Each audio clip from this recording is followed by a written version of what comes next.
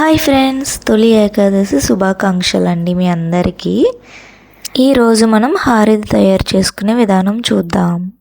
ఇప్పుడు స్టవ్ వెలిగించుకుని ఒక గిన్నె పెట్టుకుని ఒక కప్పు వరిపిండికి ఒక కప్పు వాటర్ వేసుకోవాలి. ఇప్పుడు ఒక 2 టేబుల్ స్పూన్స్ బెల్లం తురుము వేసుకుంటే తాలికలు అనేవి చాలా టేస్ట్ ఉంటుంది. కొద్దిగా సాల్ట్ కూడా వేసుకోవాలి. వాటర్ అలా మరుగుతున్నప్పుడు వరిపిండి వేసుకుని కలుపుకోవాలి. స్టవ్ని మీడియం ఫ్లేమ్లో పెట్టి ఇలా వరిపిండిని గరిటెతో కలుపుకోవాలి. ఇప్పుడు మూత పెట్టి 1 నిమిషం మగ్గించుకోవాలి. చూడండి ఫ్రెండ్స్, పిండి అనేది ఇలా ఉక్కాలి.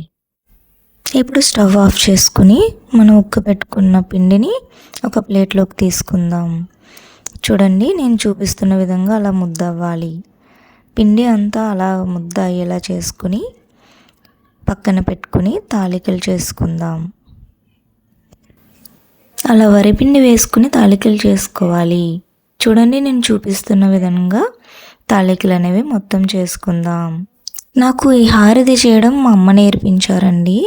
మా అమ్మ చెప్పిన ప్రాసెస్లోనే నేను మీకు వీడియోలో చూపిస్తున్నాను. తాలికలు అనేవి చేసుకున్న తర్వాత మిగిలిన పిండితో ఇలా ఉండ్రాలు చేసుకుంటే బాగుంటుందండి హారతిలో.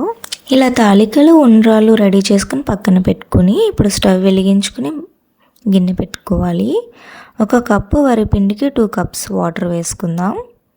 ఇప్పుడు చిన్నగా కట్ చేసి పెట్టుకున్న కొబ్బరి ముక్కలు వేసుకోవాలి. 1 కప్పు వరిపిండికి 1 కప్పు బెల్లం తురుము వేసుకుంటున్నాను. స్వీట్ ఎక్కువ ఇష్టపడే వాళ్ళు 1½ కప్పు బెల్లం తురుము వేసుకోండి. ఇప్పుడు మూత పెట్టుకుని ఒక 10 నిమిషాలు మరిగించుకోవాలి. ఇప్పుడు ఒక గిన్నె తీసుకుని 1 స్పూన్ వరిపిండి వేసుకోవాలి. కొద్దిగా వాటర్ తీసుకుని వరిపిండి మొత్తం కలుపుకోవాలి. ఇప్పుడు 10 నిమిషాలు మరిగించుకున్న బెల్లం వాటర్లో తాలికలు అనేవి వేసుకోవాలి.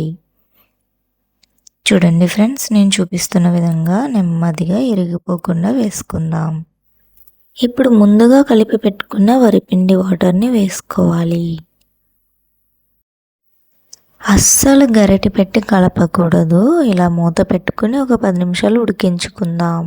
ఇప్పుడు మూత తీసి 1 స్పూన్ యాలకుల పొడి వేసుకుందాం. ఇప్పుడు టేస్ట్ కోసం 1 స్పూన్ నెయ్యి కూడా వేసుకుందాం. అంతేనండి, మన తొలి ఏకాదశి స్పెషల్ వెంకటేశ్వర స్వామికి నైవేద్యంగా తయారు చేసిన హారతి రెడీ. మన హారతి అయితే రెడీ అయిపోయిందండి. నేను చెప్పిన విధంగా మీరు కూడా ట్రై చేస్తే మీకు కూడా చాలా టేస్టీగా ఈజీగా హారతి చేయడం వచ్చేస్తుంది. మన స్వామికి నైవేద్యంగా కూడా నేను పెట్టేశానండి. నా ఛానల్ని సబ్స్క్రైబ్ చేసిన వాళ్ళందరికీ చాలా ధన్యవాదాలండి.